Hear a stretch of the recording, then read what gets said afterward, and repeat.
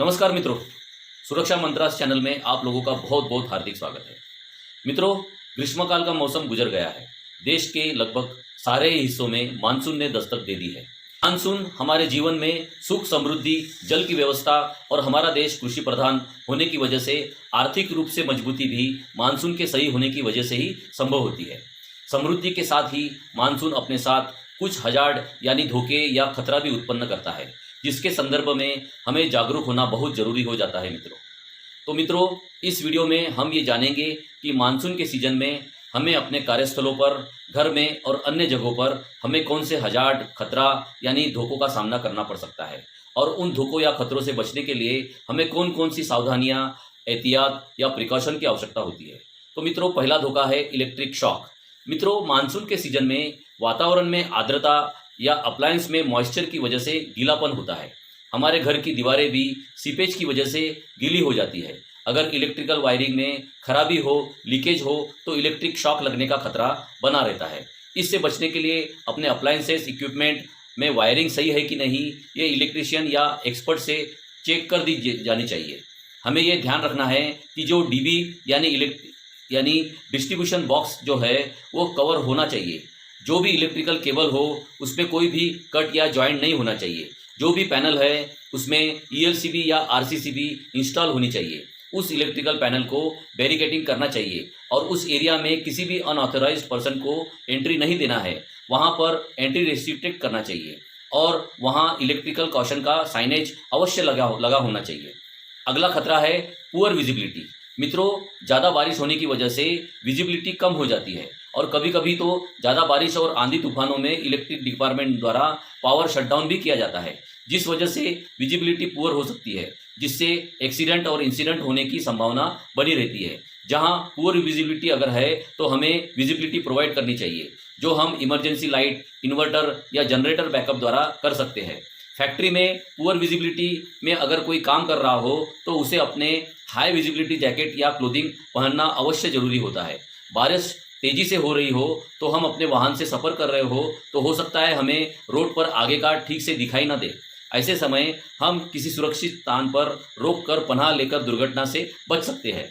अगला खतरा है वाटर लॉगिंग का, यानी पानी का एक जगह पे इकट्ठा हो जाना। बारिश में नदी नाला उफान पर होते हैं, रोड पर गड्ढों में भी पानी इकट्ठा हो जाता है, जिससे दुर्घटना होने की संभावना बनी रहती है। उससे बचने के लिए ऐसे समय में सफ़र करने से बचिए। मित्रों, हमारे देश में अभी भी कई राज्यों के रोड और पुलिया पर रेलिंग का अभाव होता है। अगर हम नदी या नाले पर पुलिया पर पानी भर गया हो तो किनारे का अंदाज लगाना मुश्किल हो जाता है।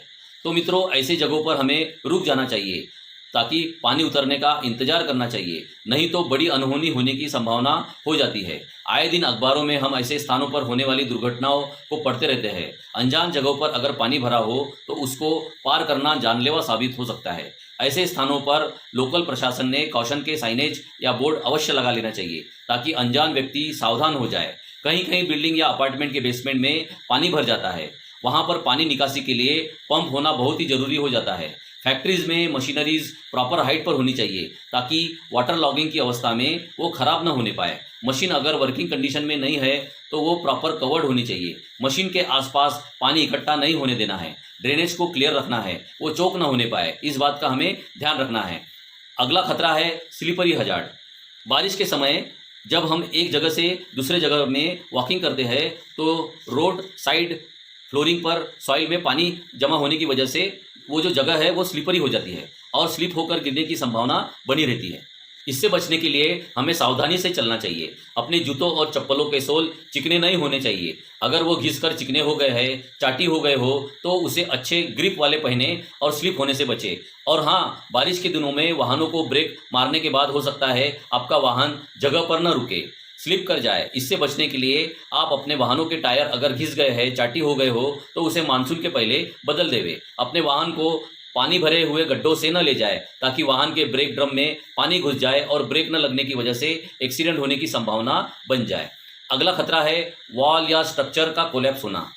भारी बारिश की वजह से अगर कोई दीवार या स्ट्रक्चर, बिल्डिंग कोलैप्स होकर गिरने की संभावना अधिक हो जाती है। ऐसी पुरानी बिल्डिंग और स्ट्रक्चर से हमें दूर रहना है दोस्तों। अगर ऐसा कुछ है तो उस स्थान की लोकल म्यूनिसिपैलिटी ने इस ओर ध्यान देने की आवश्यकता होती है।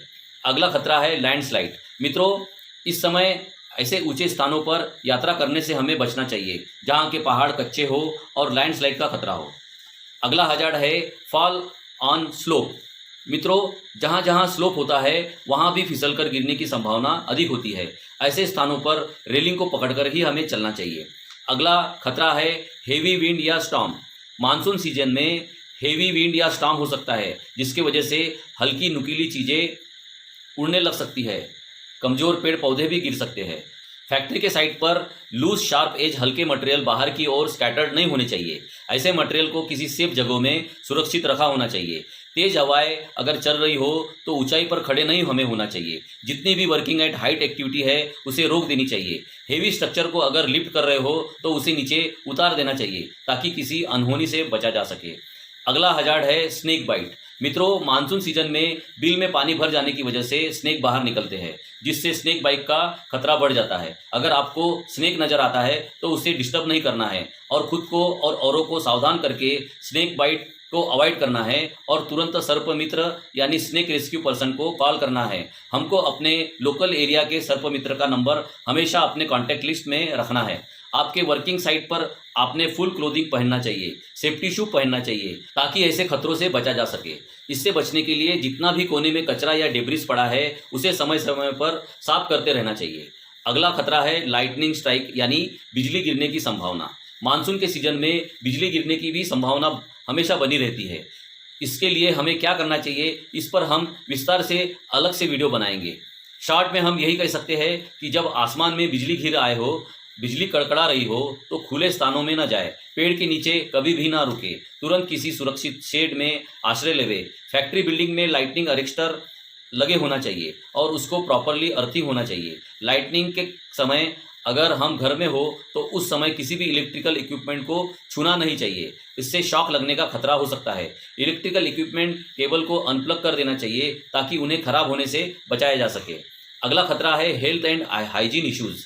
मानसून सीजन में ज़्यादातर हमें हेल्थ एंड हाइजीन इश्यूज़ का सामना करना पड़ सकता है। इसके लिए आपके ड्रिंकिंग वाटर टैंक को कवर होना चाहिए ताकि आप अच्छी हेल्थ और हाइजीन मेंटेन कर सके, क्योंकि ज़्यादातर जो हेल्थ एंड हाइजीन के इश्यू जो होते हैं ना वो पानी की वजह से होते हैं। इसके लिए पानी की गुणवत्ता पर हमें ध्यान देना बहुत ज़रूरी हो जाता है। तो मित्रों, मानसून इमरजेंसी के लिए भी हमें हमेशा तैयार रहना चाहिए।